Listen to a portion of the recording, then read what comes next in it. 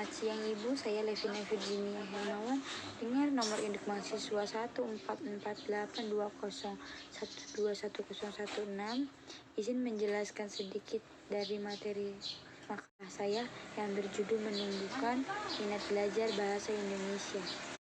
Yang pertama, saya akan membahas ilmu itu penting. Banyak orang berpikir bahwa ilmu itu penting, tapi tidak sedikit pula yang berpikir bahwa ilmu itu tidak penting.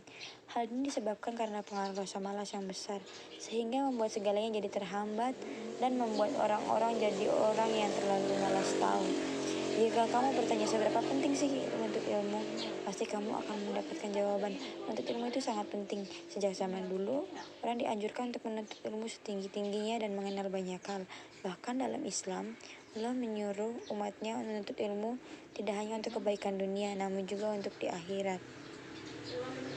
Yang kedua, hal-hal yang dapat menambah minat dan belajar seseorang. Menurut Baby Risma, ada beberapa tips yang bisa dilakukan supaya minat belajar dapat tumbuh dalam diri seseorang atau khususnya siswa, yakni yang pertama, mencari informasi tentang mata pelajaran. Langkah pertama yaitu mencari tahu tentang segala sesuatu yang berhubungan dengan mata pelajaran yang akan dipelajari.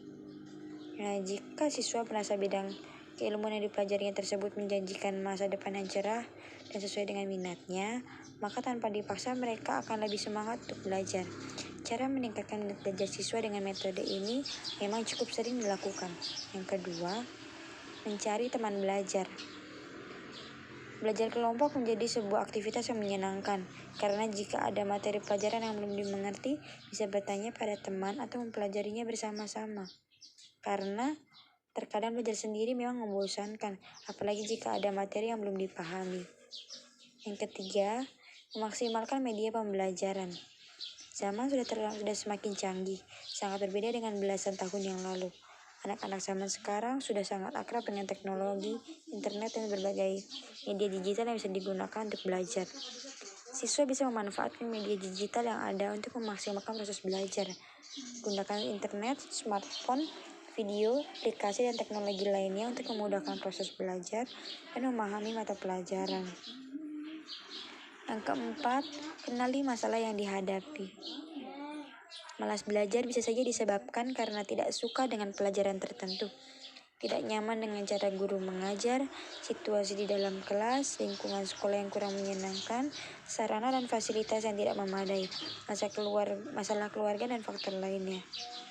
Agar minat belajar bisa kembali tumbuh, kenali dulu apa yang sebenarnya masalah yang sedang dihadapi. Kalau perlu, sampaikan semua keluhan kepada guru agar bisa dicarikan solusi yang tepat atas permasalahan yang dihadapi. Yang kelima, sesuaikan dengan kemampuan. Jangan terlalu memaksakan diri, lakukan saja sesuai dengan kemampuan yang dimiliki. Hasil belajar tidak ditentukan oleh beberapa durasi setiap harinya, melainkan pada kualitas serta efektivitasnya. Misalnya, jika hanya mampu belajar dengan kondisi dan konsentrasi terbaik selama 1 jam, maka tidak perlu memaksakan diri lebih dari itu, karena justru akan membuat bosan dan malas. Itulah berbagai cara yang bisa dilakukan untuk meningkatkan minat belajar siswa.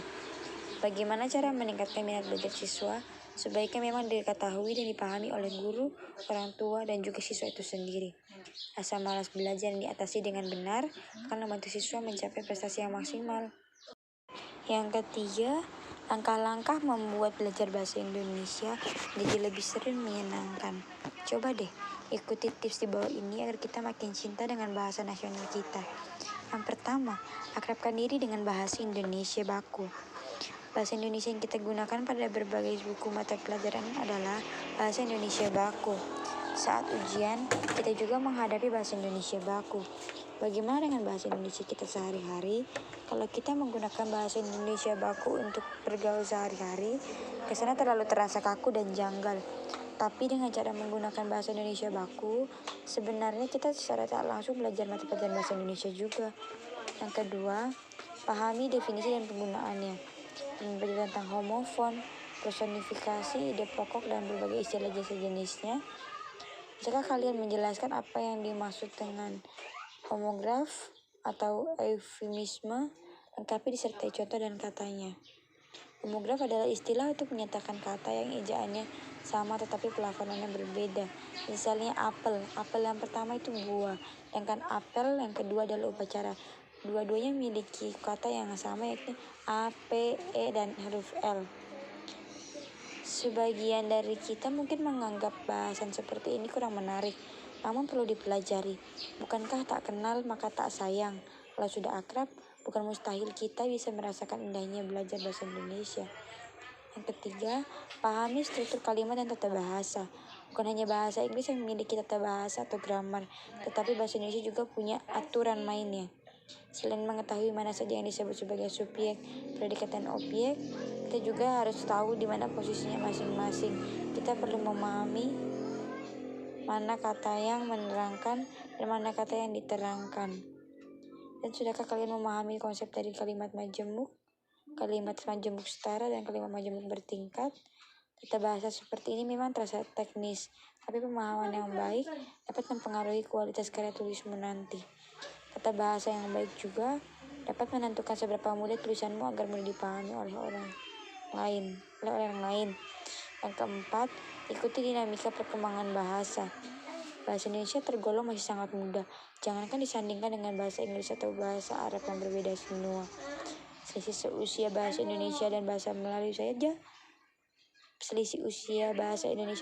Melayu saja sudah sangat jauh. Padahal bahasa Melayu yang digunakan di negara tetangga ini merupakan nenek moyang bahasa Indonesia. Bahasa Melayu mulai digunakan sejak abad ke-7. Sementara itu, bahasa Indonesia lahir pada 2 Mei 1926 atau abad ke-20. Pada umumnya, semakin tua suatu bahasa, semakin kaya pula kosakatanya. Maka jangan heran bila hingga kini bahasa Indonesia masih mengalami perkembangan yang cukup dinamis, khususnya dengan lahirnya kosakata baru. Misalnya, dengan kata gawai diserap dan diadaptasi dengan gadget dalam bahasa Inggris. Kata gawai juga muncul bersamaan dengan perkembangan ponsel pintar yang baru merebak pada dekade kedua abad ke-21. Dalam hal ini, perkembangan teknologi mempengaruhi lahirnya kosakata baru, dan bukan lagi mungkin nanti akan terus ada kosakata baru lagi. Yang kelima, biasakan banyak membaca. Dengan membaca, seseorang mengarahkan pandangan keluar.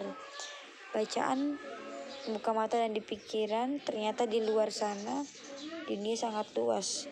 Semakin mata tercelik dengan membaca, semakin seseorang merasa belum melihat banyak. Oleh karena itu, membaca dapat mengubah bukan hanya sudut pandang atau mindset seseorang, tapi juga bisa mengubah hidup seseorang. Sekian penjelasan saya. Terima kasih.